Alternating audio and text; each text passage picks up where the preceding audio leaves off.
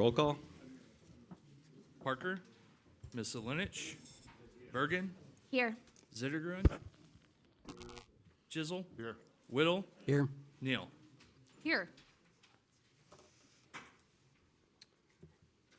If there's anyone who wishes to address the council as a whole on any matter, please step forward to the microphone, state your name and address, and you'll have up to 3 minutes.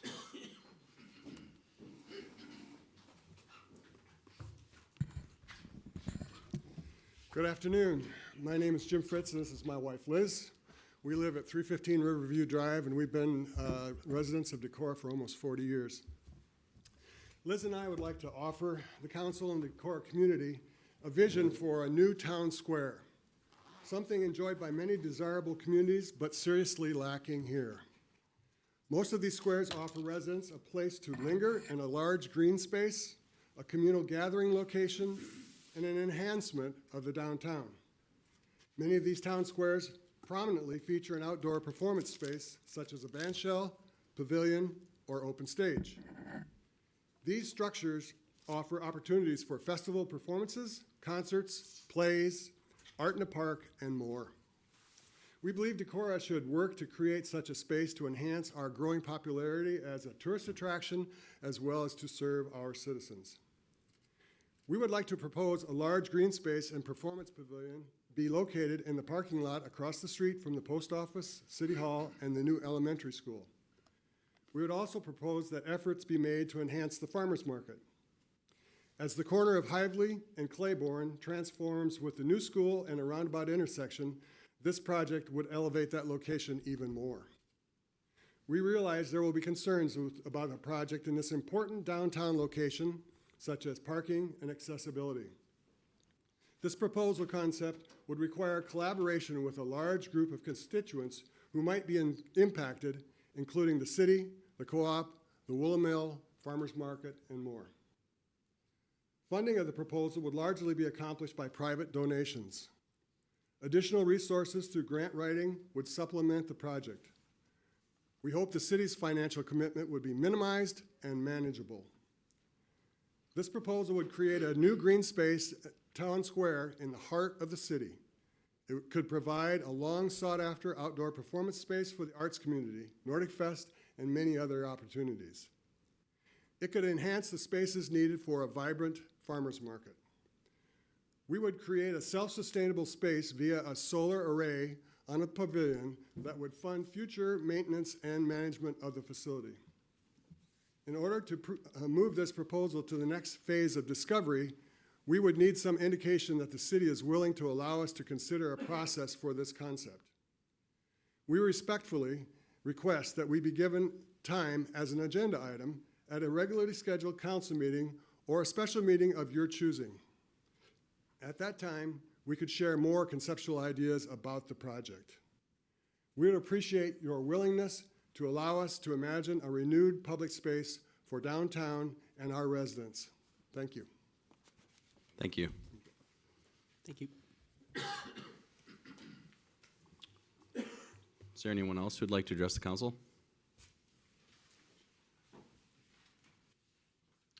This time we'll close public comment.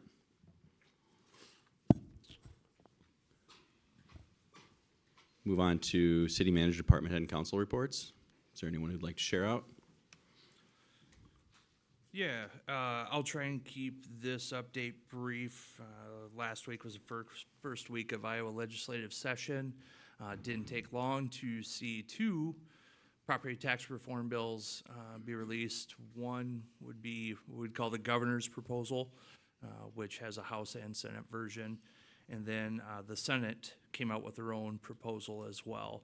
And so when the House comes out with their version, which we are being told will happen, sounds like this week, I'll put together kind of a side-by-side comparison of the three and what they're all looking at. There are some interesting parts of the bills, such as, and I'm sure for many this sounds great on the surface, but one provision within the Senate bill is that if you are over the age of 60 and don't have a mortgage on your home, then you don't have to pay any property taxes. Yeah, like I said, on the surface, that sounds great for some. Let's everyone stare at Randy. But if your house burns down, you might not be able to have fire.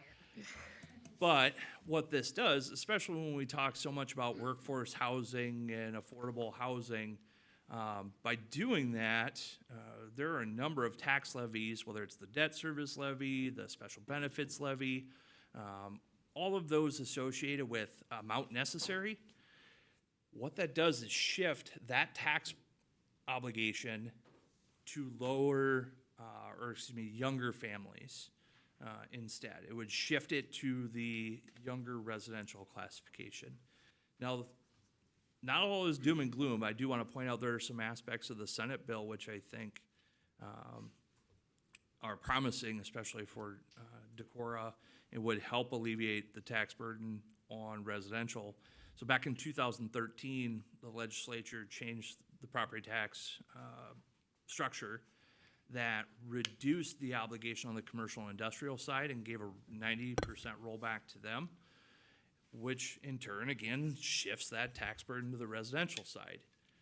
The Senate proposal undoes that, puts commercial industrial back up to 100% assessed valuation. That becomes your taxable. Again, that removes a component from residential, shifts it to commercial. It also creates a multifamily residential like we used to have. And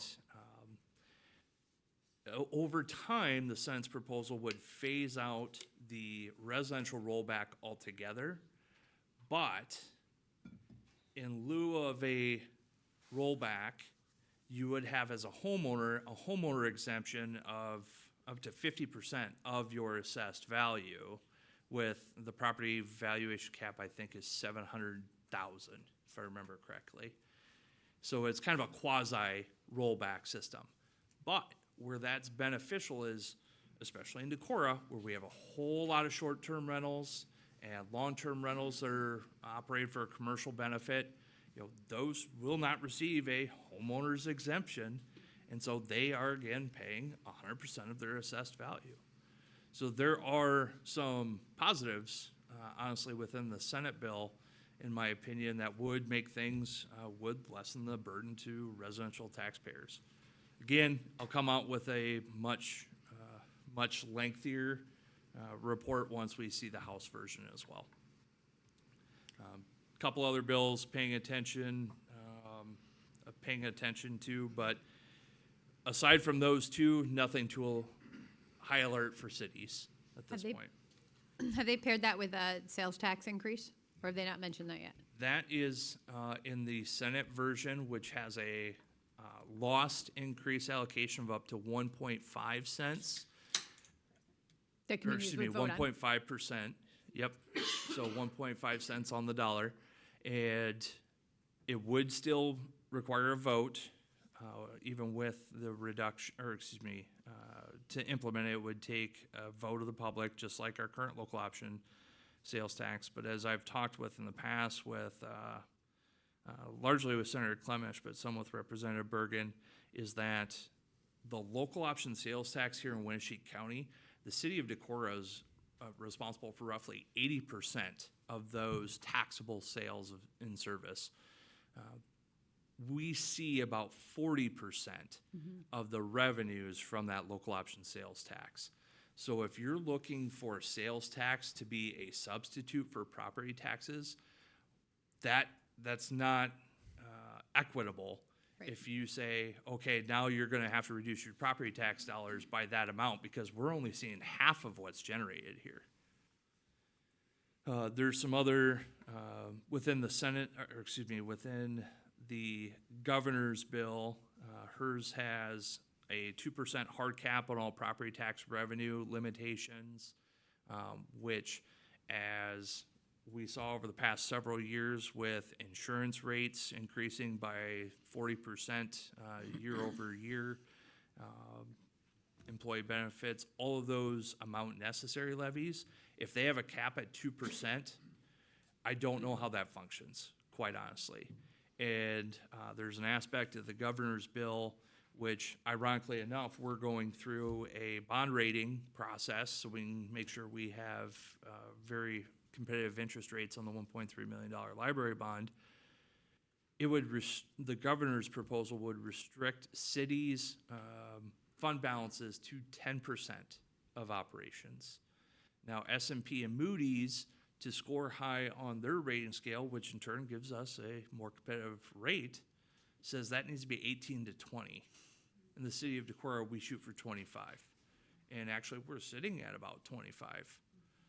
So that's another, again, all of these bills, we're being told it's all been done in good faith, where it's been released in the first week so that there's time to work with cities on these bills. In years past, that hasn't been the case. You know, House File 718, that was introduced the day before Sine Die. So, you know, I'm optimistic, cautiously optimistic about what property tax reform looks like this year. And is the League of Cities, do you have a cohort with the League of Cities that are proposing your own bill, or working on the current drafts and coming up with some counterparts? Working on the current drafts, yes. So both the League of Cities, of which I sit on the League of Cities Legislative Policy Committee, we meet weekly. We're working on the current drafts, or excuse me, language that we think would be beneficial based on the current drafts. And then the Iowa City County Management Association also has a separate legislative committee that is working on the same as well. Thanks. Yep. Thank you, Travis. Any other department heads want to share out? Okay. Nothing exciting happening? Nothing that we want to share at this point. So. Fair enough. Any council members like to share out? You don't have to go in order. Feel free. Johanna can go first. Okay. Y'all, you can learn to fly fish in Decorah this weekend, except it's going to be very cold, Mark, so I don't know what the plan is. And free wood chips. Like, I feel like there's important things over there. Yeah, thanks, Andy. Just a couple of things this evening. One, thank you and welcome to the Luther students who are in attendance today. It's been fun to have a full room last meeting and this meeting. You're welcome to come back. I've had the opportunity to work with a couple of the small groups that are working on their J-term local politics classes with local organizations, and it's been a joy, especially reminding me how fun it is to be up on Luther's campus and take advantage of the opportunities there.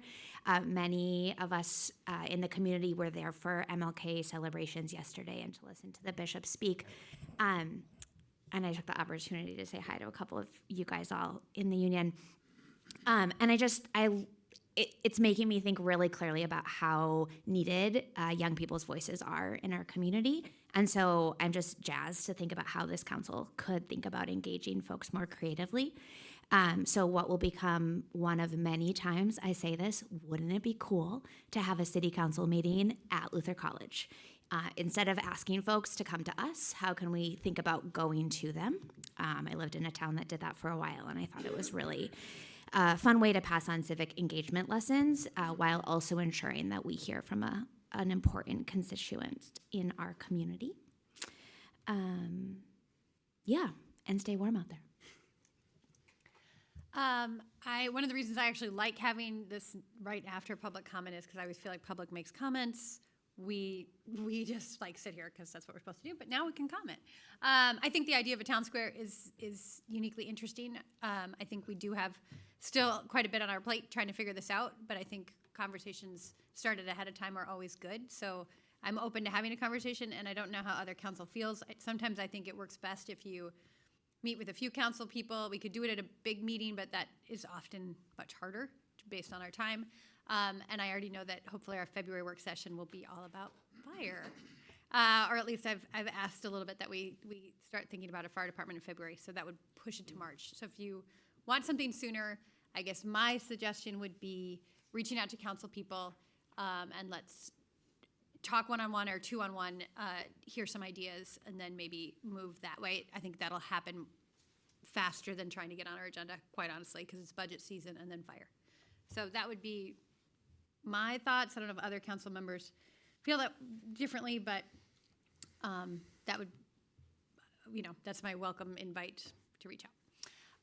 Then it's also is legislative season, and it's also an election year, and there's lots of things to pay attention to.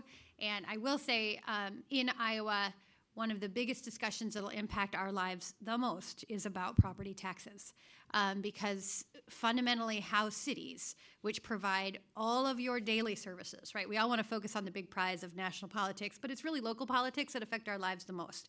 And so I think big changes, sweeping changes to how cities are funded, which is essentially what property tax legislation is. Like, I wouldn't think of it as, these are my property taxes. I would actually think of it as legislation dealing with how are cities funded, and how are cities funded to provide the services that I need, like police and fire, like water and sewer and stormwater and flood protection and park and rec and all of the things and amenities we enjoy, and what kind of community do we want to live in. And so that's what our tax dollars do, right? Our tax dollars provide that foundation of what kind of community we want to live in. So every time you hear the word property tax legislation, I also want you to think about, how does our community get funded for the services that we all need?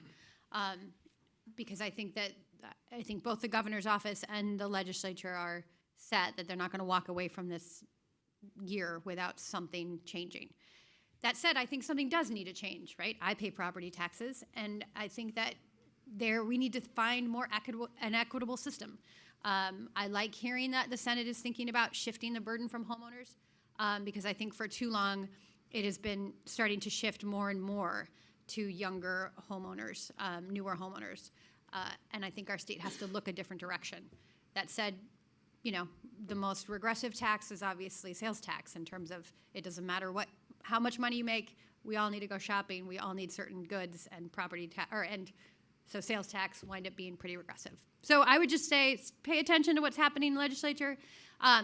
Just because, whatever color sits there doesn't mean all bills are bad either, right? I think that there are some good bills being proposed. I was talking to Travis about some new county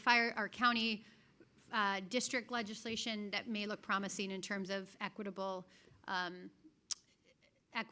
input into something like fire. So more on that later, but that's my little diatribe for the night.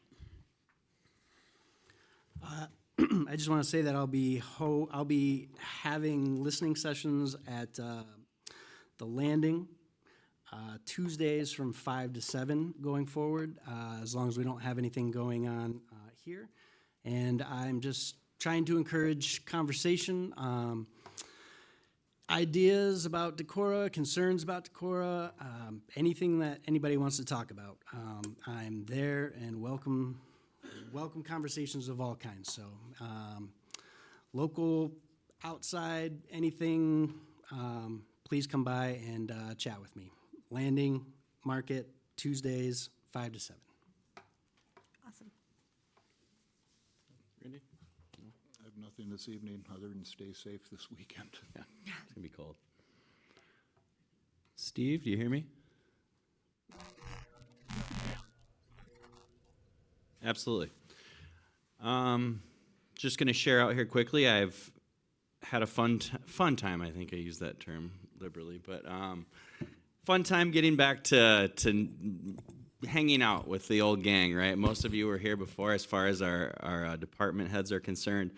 It was good to meet with some of you, have some conversations. I was able to attend a communication utility board meeting. A lot of good stuff going on there with Chopper.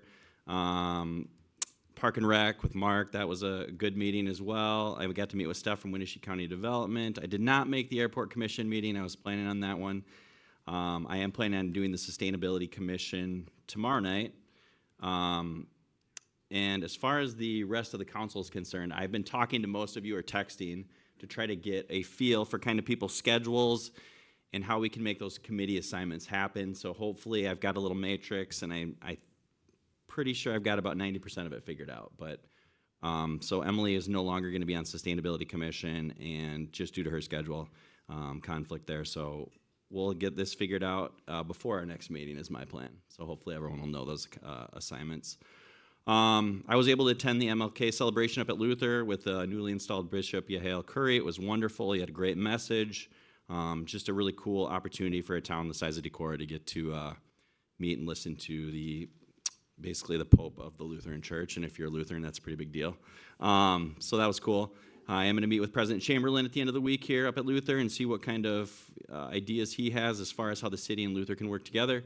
I also want to thank the Fritzes for coming forward and proposing this idea. I think it's a wonderful opportunity. I'd like to see it happen sooner than later because I do think it's a little pressing, and may be able to coordinate it with the rest of all the construction that's happening over on that side of town. So I think maybe an agenda item isn't a bad idea to put it on the agenda. So other than that, thank you Luther students for attending. It has been fun to have a packed house here the last couple meetings, and everyone else for attending. I think we'll move on. Travis, if you could give us the consent agenda, item number 5, please. Item A, minutes of the January 5th, 2026 council meeting. B, claims. C, Class E retail alcohol license ownership amendment Walmart. D, reappointment of Mary Ann Humple as Decorah's representative to the Regional Housing Authority. E, Partners for Fish and Wildlife Program landowner agreement. And F, transfer of funds from the ARAF fund to general fund. I'd move for approval of the consent agenda as presented. Second. Okay, motion made by Chisel, seconded by Whittle. Any further discussion? Seeing and hearing none. Roll call. Chisel, Aye. Whittle, Aye. Bergen, Aye. Zittergruen, Neal. Aye. Consent agenda passes. Item number 6, conduct public hearing for the Decorah 2026 Hively Street Improvement Project. Travis, can you give background on that? Yes, so I'll give background for items 6 and 7 together, 6 being the public hearing, item 7 being the actionable item of council. So public hearings required by Iowa Code prior to the consideration of a horizontal infrastructure project with an engineer's estimated cost of construction over $62,000. Public hearing was set at the December 15th, 2025 meeting, and we've received no written comments or objections at this time. The proposed project is for the construction of a roundabout intersection at the intersection of Hively, Claiborne, and River Streets, and a full-depth reconstruction of Hively Street continuing east to State Street. Project also includes all underground infrastructure replacement in the project area. The city received 3 bids, with the lowest bid coming from Skyline Construction, Inc. at $2,815,109.22. And that was $284,890.78 under the engineer's estimate of $3.1 million.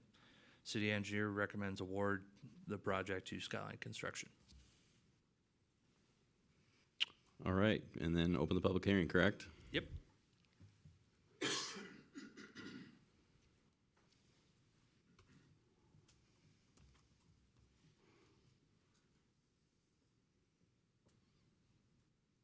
Any comments? Discussion? No? Close the public hearing?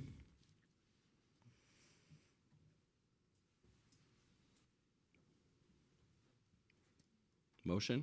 Well, and now if you want to read item 7 on the agenda, Sorry. then we'll. Item 7, bear with me. Consider resolution approving proposed plans and specifications, estimate of cost, and proposed form of contract for the construction of Decorah 2026 Hively Street improvements and awarding contract.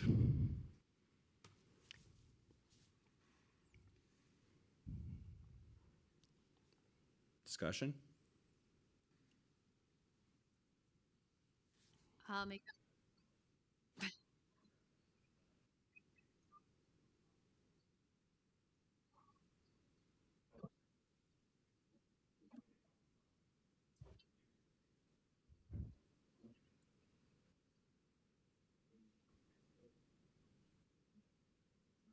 So at this point, based on the council's discussion, that's been a long time ago.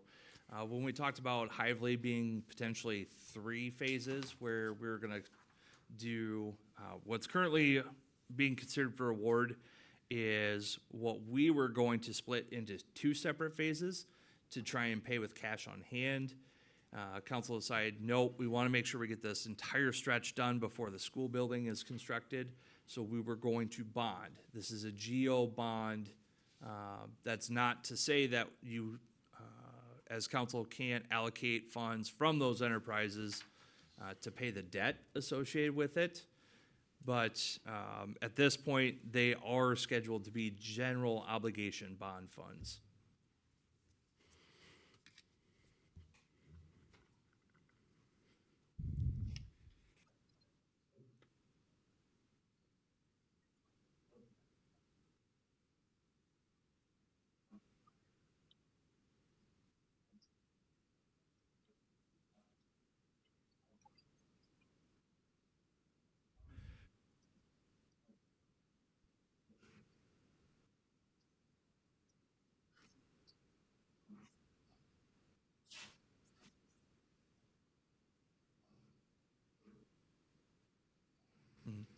And since it is an itemized bid with those individual parts, do we have separate divisions, or we just have, yeah, we've got separate divisions which kind of lump all those together, so we can repay that total cost of those divisions with those enterprise funds.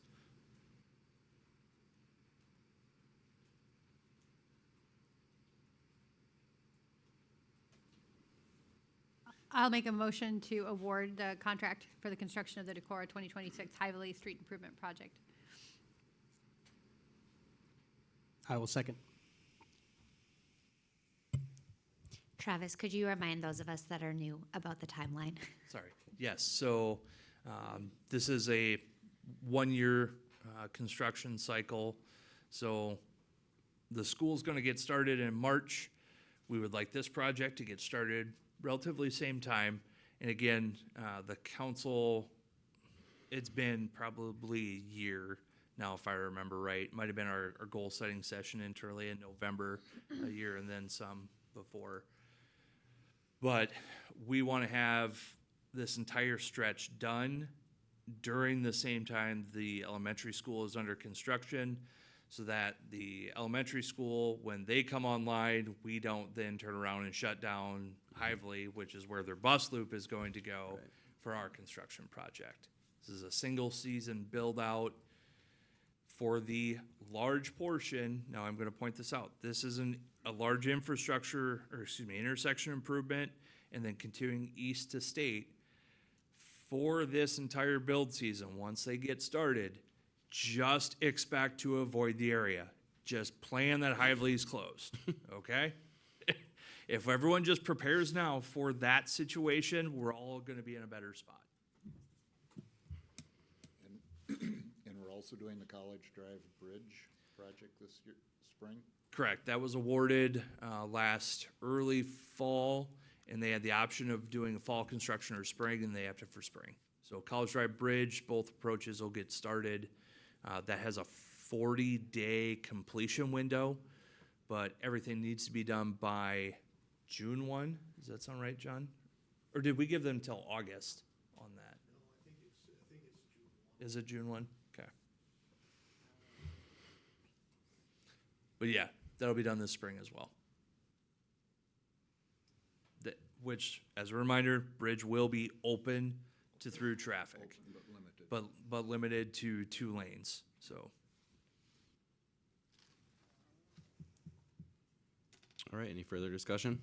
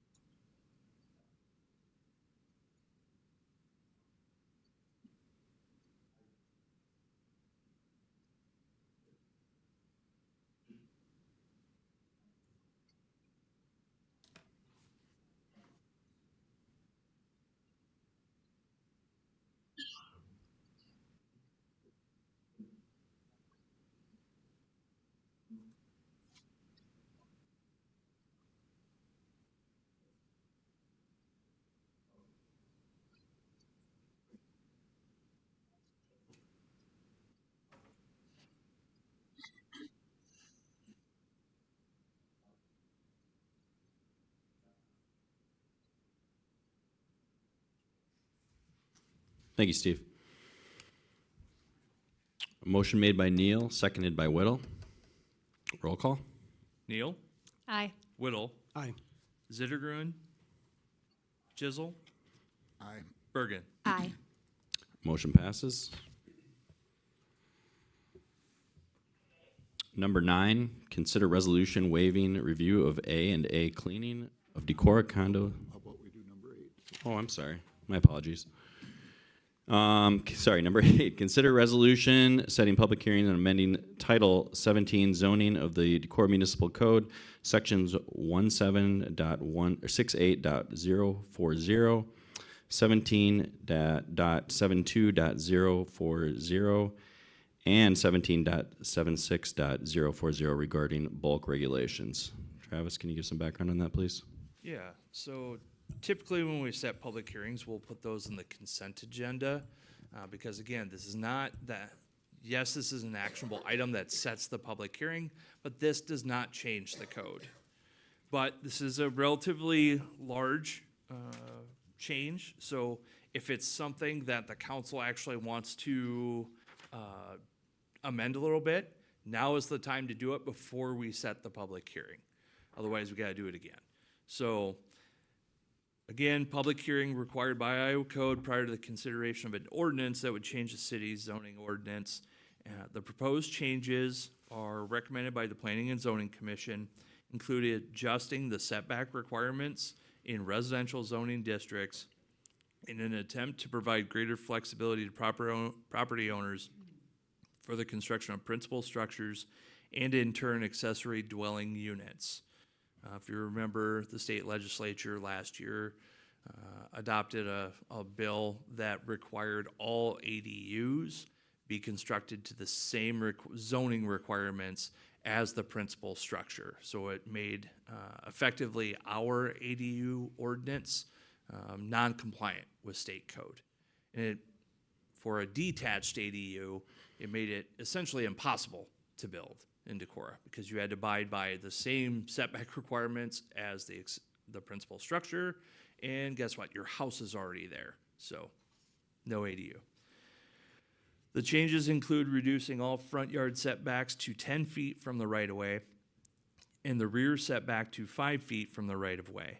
5 feet was selected as it's the same setback requirement as an accessory building from the rear property line. An additional requirement of maximum lot coverage is proposed for each zoning district. This is meant to still limit the coverage of structures, which are the principal plus accessory structures built on the lot. R1 zoning would be limited to 40% coverage, R2 zoning would be limited to 50% coverage, and R3 would be limited to 75% coverage. I came up with these percentages by using a 2,000 square foot ranch style home as my example, which would allow both an accessory building of 1,000 square feet and an ADU of 1,000 square feet. And then I compared that 4,000 to the total, or excuse me, that total of 4,000 to the minimum lot square footage required within each of those zoning districts. So that's how I came up with those percentages. Again, this would set a public hearing, which that and then the first consideration of this ordinance would be on the agenda for February 16th. What's the current side setbacks? 8. This probably isn't the right place to put the ordinance, but as we densify sites, I still would like to see something about HVAC equipment placement in code, so that you could figure out how not to put your HVAC equipment right next to your neighbor's window. I don't know if this is the place, but I don't want to lose sight of that issue that we have.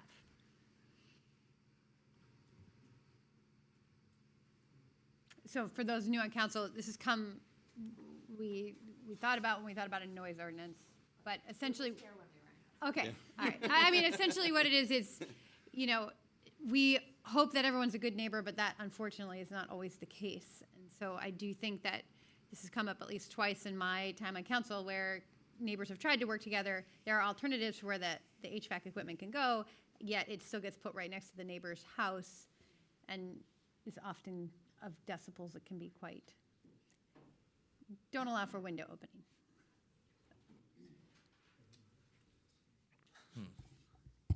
two answers. One, you don't have to put it here, but two, it would be convenient if you did, just from the standpoint of one-stop shopping, you know, when you're going to look at setbacks.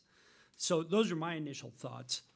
And I don't know what your thoughts, though, are as what's the appropriate setback. Right, I mean, so that, so we have a really smart city manager to think about what are there other ordinances that look like this? So like, could we include essentially a setback for HVAC equipment on that side yard? Typically, you see these more on a commercial zoning classification. A lot of times what they'll do is add discretion to the zoning administrator, the person issuing the building permit. We have it in, for example, we have screening fences in our code for the industrial, mostly industrial areas, that the zoning administrator may require a screening fence depending on the use. You know, something like that could be applied here, where I actually know a home that was redone in my neighborhood where they did a little like 4-foot tall fence kind of around the condenser out back, but usually it's more a commercial application, you see those. And that could be a separate code provision somewhere in the zoning code about HVAC equipment and soundproofing requirements. And you could include setbacks there. I just think it's kind of nice, if you're looking at setbacks for your building, Well, you're looking at one section of the code regarding zoning that tells you everything you need to know. Yeah, I mean, I like that because I don't think we walked down the road of a Nord ordinance and we didn't like it there either. So I don't know where else except for development of sites, right? And so thinking about how do you create that, which seems to me this is the place to put it. And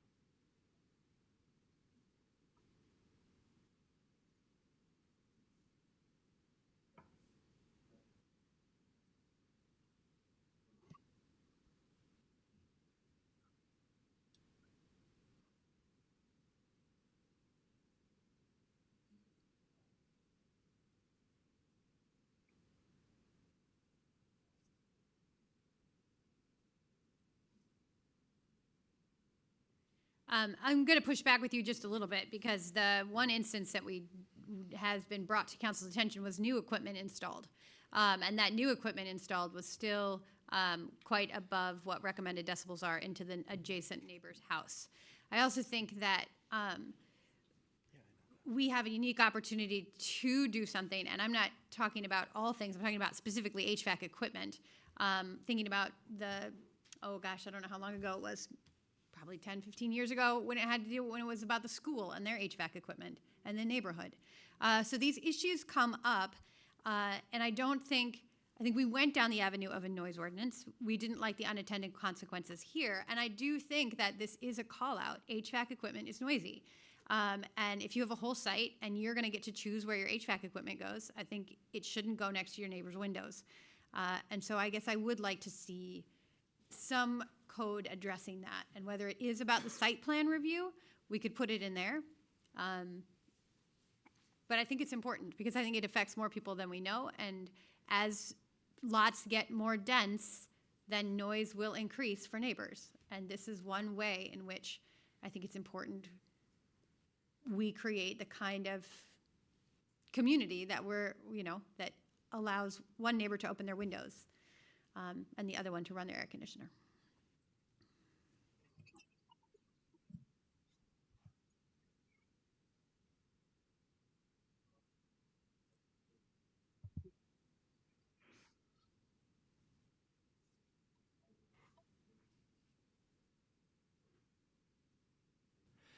Yeah, we could put, I just leaned over and asked John, if we put something in this section, well, we would have to add it to all three sections.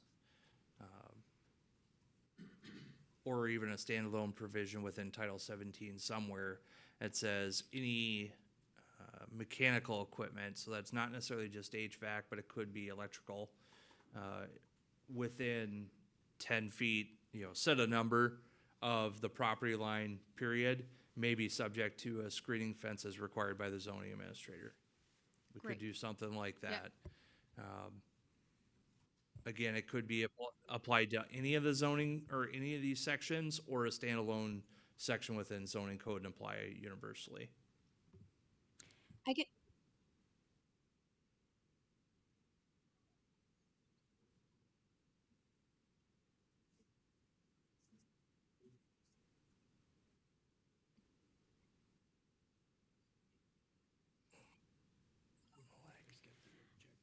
I guess I feel uncomfortable adding that level of detail to what I think is a really great proposed change to this part of the zoning code. And mostly I want to say that because I just have questions and not answers.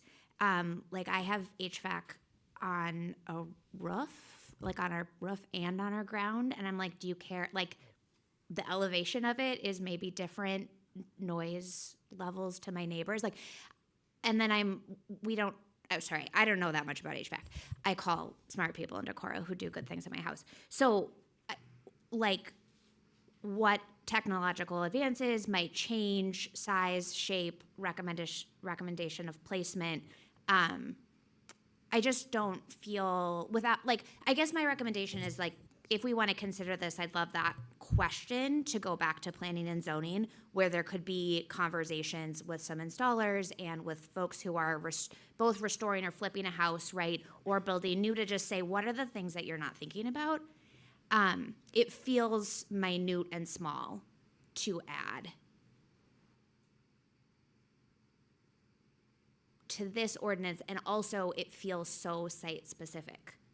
Wait, Like, when you say minute so- and small, you have to go back. Are you talking about the screening, or are you talking about what Steve is saying? I'm talking about if we put any requirements for setbacks for HVAC system, right? Because if I have this house and my neighbor built 15 feet further back, if I put an HVAC system in 10 feet from their window, their line, all of a sudden I'm like in the middle of their house, where it would have been better because my house is forward to actually, you know what I mean? I just feel That's like why this is I like- so specific. Yeah, which is why I actually like what Travis suggested. I like what Travis suggested in terms of, look, you're going to bring us a site plan, and we might tell you need to screen your HVAC where it is, and then we can look at that site specific. So it's a trigger to look at where the HVAC is in relation to the neighbor, right? Because you could also imagine a site, right? This one has nice spacing, but if you move that principal home over to the setback, and now you've got a home, a garage, you could wind up with a lot of mechanical equipment on that side that your house is, the neighbor's house is. And I think we need a trigger for the city to be like, yeah, you actually do need a fence around that, or you need some kind of quieting noise to think about neighbors on the side. Because I do think that, I think we have to be cognizant that I am all for densifying the bowl. I think it's important. We need it for housing. But we also live in a community where we do want some amount of space. And that space isn't just for visual appeal, it's also for noise infringement. An absence of a noise ordinance, which we have all looked at, or not all of us, but many of us looked at and were like, the unintended consequences of that are even bigger.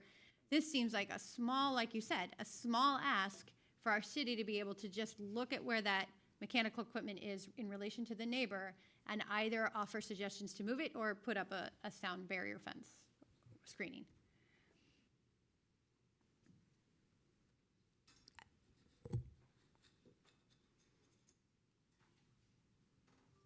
I guess I have more questions about how that actually looks. Like, can I just move my air conditioners? I don't want to call you. So I do want to be clear. It's a new build. My statements are not, that's not my suggestion. I'll be honest, yeah, it's going to be extremely difficult to, as John and I were talking over here, if we apply something like that, it has to be objective. So, Need criteria. you know, the best we could probably do is say, okay, based on what you're installing and the noise it generates, you're gonna have to put a screening fence up. But as far as placement, unless we could just say nothing within 10 feet and just, it's concrete 10 feet, I can't analyze that on an individual level and say, hey, your neighbor has a window right there, so you instead need to put it on the backside. We can't do that.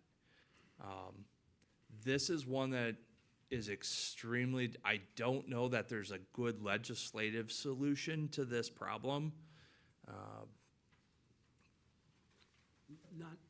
Not unless you come up with a magic distance that's appropriate for HVAC to be set off from the lot lines. And I don't know what that is, what that would be. And I'm sure different HVACs have different decibel levels.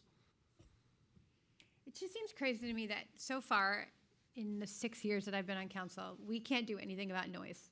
And it has to be one of the number one constituent complaint I get. Well, not, unless there's an issue. I just mean long-standing, right? Are they all my Obviously- neighbors calling? Yeah.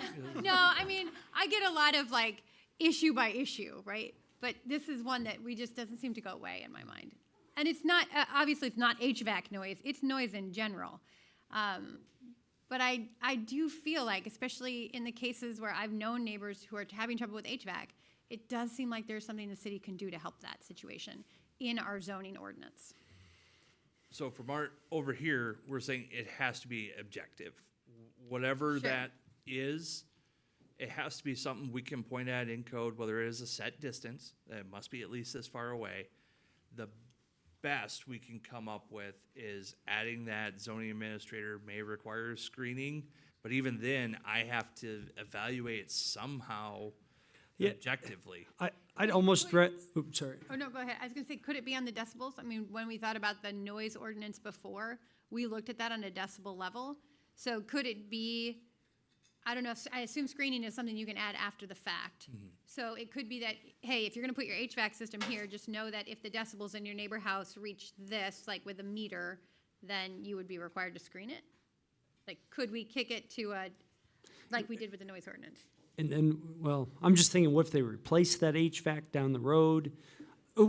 I'm just throwing something out. What if it was, if an HVAC is within X number of feet of any lot line, it must be put behind some type of noise controlled screening. And I don't know what those products are. I've never looked into that. I assume there is something out there that. Even what I've seen, they resemble like a vinyl privacy fence and put it up around them. And then you have an objective criteria, regardless of how noisy or quiet that HVAC is. Okay, you're within this far of the lot line. Still can't be closer than 8 feet, but something between 8 feet and X, it has to be behind some type of screening approved by the city. Would someone like to make a motion? I would make the motion on item 8 to set the public hearing for February 16th. Second. Okay, motion made by Chisel, seconded by Bergen. Any further discussion? Roll call? Chisel, Aye. Bergen, Aye. Whittle, Aye. Neal, Aye, excuse me. Neal, Aye. Zittergren. Motion passes. Item number 9, consider resolution waiving review of A&A cleaning of Decorah Condo Association declaration of horizontal property regime. Background, Travis? Yeah, so State of Iowa Administrative Code 499B. Oh, that chases people away. It's Iowa State Code. It's entertaining, I assure you that. 499B requires a review, or in this case, what staff is proposing, waiving review by the city for the property at 2490 172nd Avenue in Decorah, which is actually Freeport. So this is an odd statutory requirement because it's within our 2-mile radius. And it says that the city needs to review it, the declaration of horizontal property regime for compliance with the city subdivision ordinance, which our city subdivision ordinance doesn't cover. So we wouldn't review a similar declaration even within the city limits. So that's why staff is recommending approving the resolution which waives review. P&Z has also recommended waiving review. I would move to waive.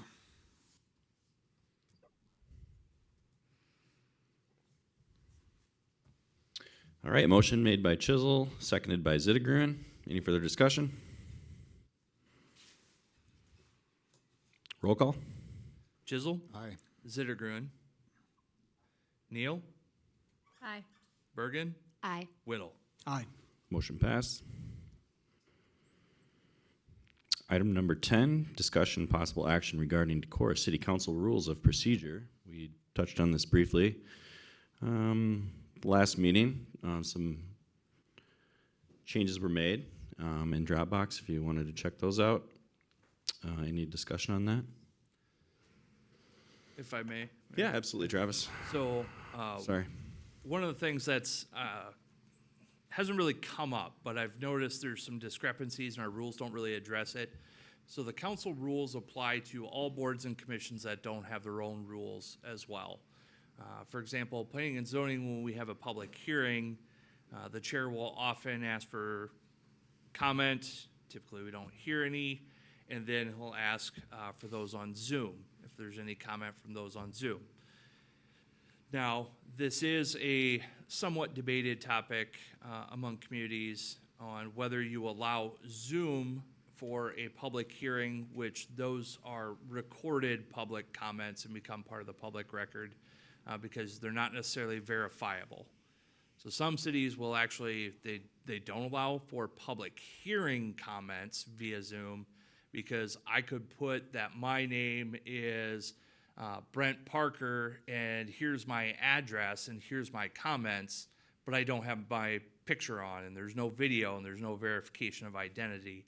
So that's one angle that one approach, cities take on not allowing that to be entered as part of the public record. And so just want to put that out there, that our rules don't actually address whether we accept them or don't. And Travis, you're saying that council has not been in the practice of accepting Zoom comments? Okay, but some, Have you? We've never even, I We don't don't think it's never cross been, that bridge, but he's saying but we could commissions. stop it Well, from happening. and we haven't overtly, that's the thing is, like, planning and zoning chair is pretty overt in asking if there's any online. But a lot of the other ones, council, when Mayor Borowski was in place, she didn't routinely ask, now anyone on Zoom. So it's more a question of procedure. Do we want to allow those? I can only think of a handful of instances that we've received any comments via Zoom for a public hearing.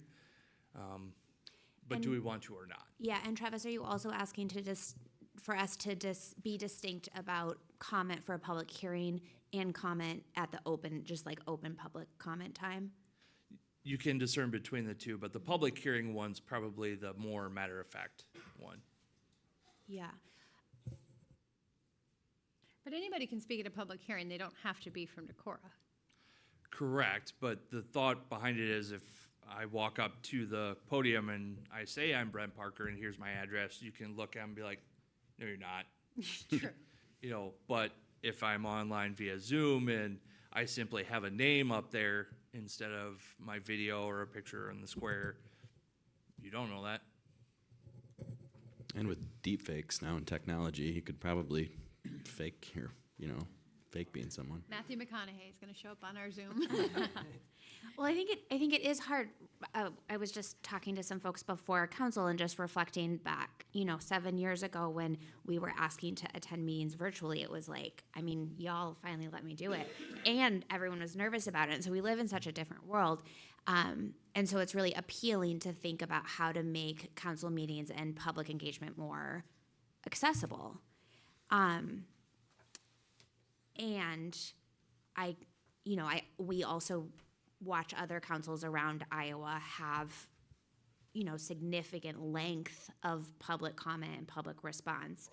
And so feeling like we have guardrails that we've intentionally created just to manage time and how do we prioritize those that come in person or those that are citizens of it opens up a bunch of questions for me in the logistics of managing it and in tension with being as overtly accessible as we can be. I think it's important to hear from everybody, and I think of families with young kids that maybe can't come in and speak publicly. Maybe we could have specifics of camera has to be. I know we have deep fakes, but if it's if you want to make a comment, you have to be visually represented. You have to be verifiable visually. But I would like to be able to hear from anyone that has something to say about it, but may not be able to come in personally. We're all pretty busy people. I think it's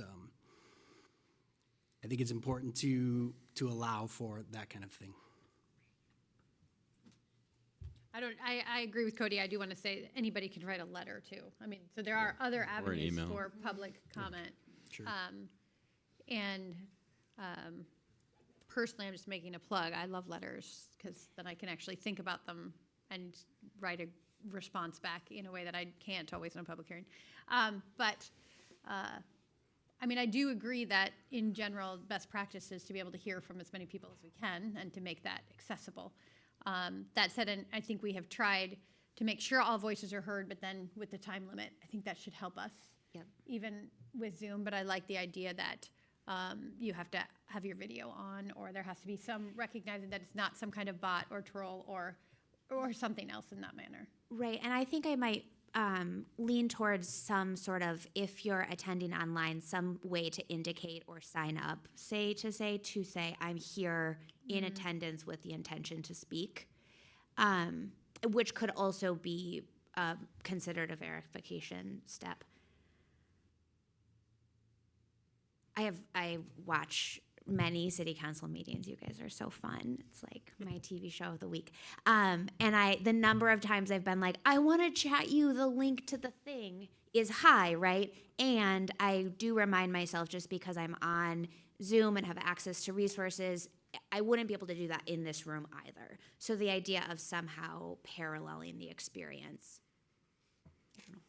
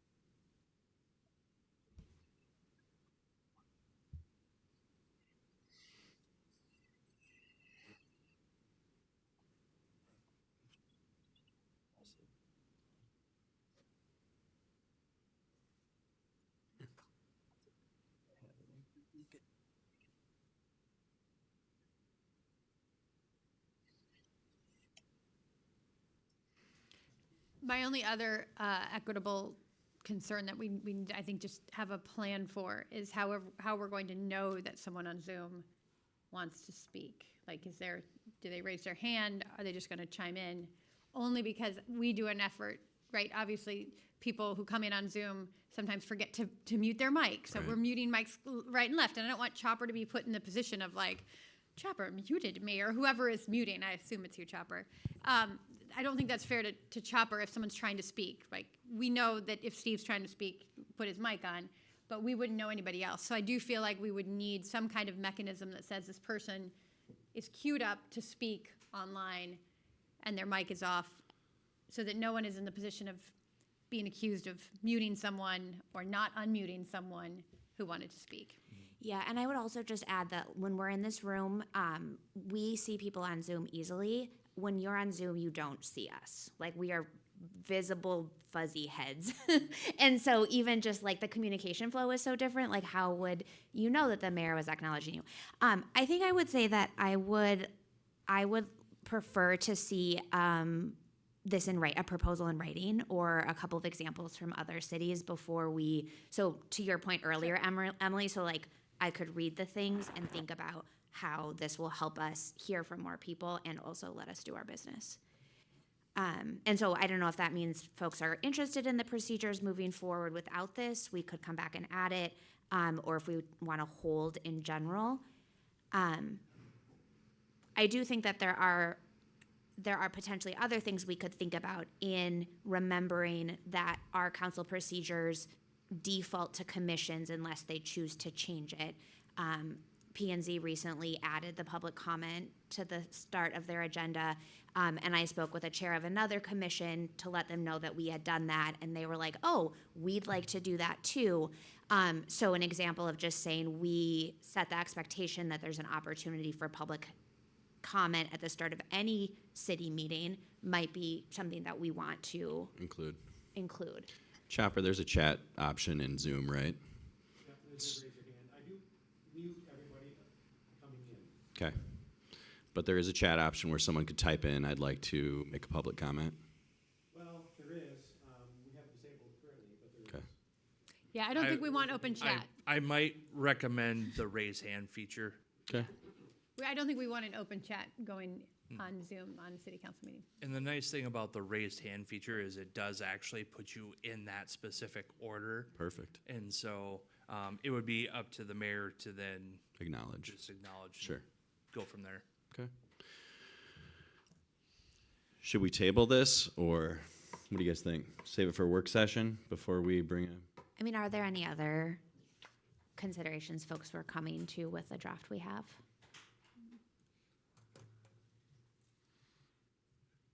I mean, I'm fine passing this and then Adding that later. Well, you can, if you want to, the motion can simply include and allow public comment via Zoom, and we can put that in the rules. So you don't have to come back and do it again later. So if the motion wants to be to approve and allow for virtual participation for public hearings, we can add that.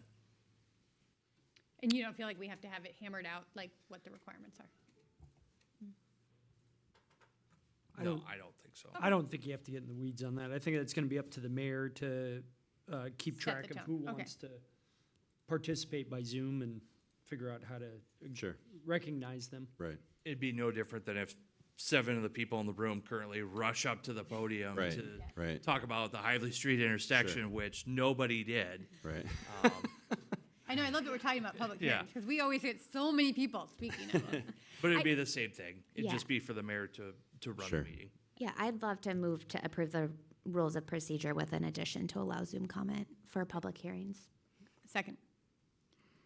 And I do think, Mayor, that when Mayor Borowski someone would come up, she'd say, like, state your name and address for the record. You can always say, please turn your video on, state your name and address for the record. And it could just be that extra. Sure. You gotta put your video on. So. Excellent. And then add, by default, get closer to the microphone every single time. Right. All right.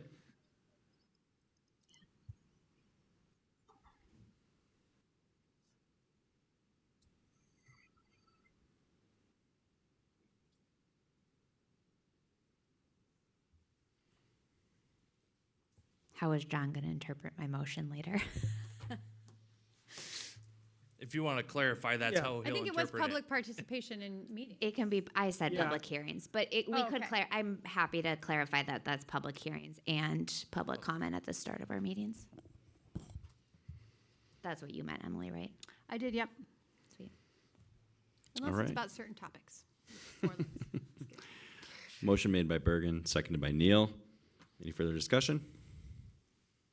Roll call. Bergen, Aye. Neal, Aye. Zittergrun, Chisel, Aye. Whittle. Aye. Motion passes. Number 11, board and commission vacancies. We still have a few. Tree board, P&Z commission. I did get one application for Human Rights Commission, so that's good. Sustainability as well. Please, we've got a lot of vacancies, so if people could step up, that'd be great. I know people are pressed for time, but if you can find it in your busy schedule, we'd really appreciate it. Would love to see some applications flow in. Mayor, Anyone else something want to? Yeah, I was just might going to say, recommend go ahead. Is with this many vacancies, it sounds silly, but if you were to put a first review date, essentially say applications will first be reviewed the first of next month, Sure. then it gives a little bit of direction of when that application needs to be in by. That's a good point. So that's just a date I'm throwing out there. That would give us enough time to get it potentially to you in consideration for the February 6th meeting, I believe. Okay. Yeah, let's do that. Let's set that at the first. Okay. Do a review of those. Anyone else want to add to that? I know you guys I've talked to a few of you about maybe talking to some people as well, maybe recruiting some people to apply. That'd be great. Number 12, any other matters of concern? Just a reminder, we have budget work session on Thursday. Starts right. at 5 o'clock. These are the non-general fund. So those are the enterprise funds and local option sales tax, road use tax fund, non-general fund departments. Again, Thursday at 5. I know Mayor Carlson has something he needs to step out for at 6 o'clock.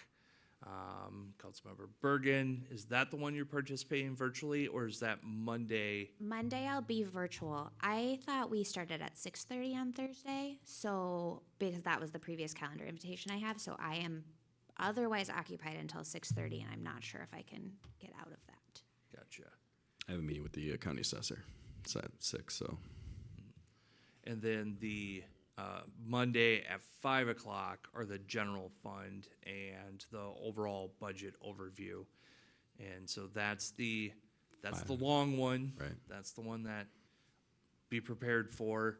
I think we are going to have food on Monday because that one runs pretty long. Okay. And the public is welcome to attend budget meetings. If you want to know how your city If you thought this uses was a good time property tonight, taxes just come to the budget to meeting. help fund your community services. All right, motion to adjourn. Move to adjourn.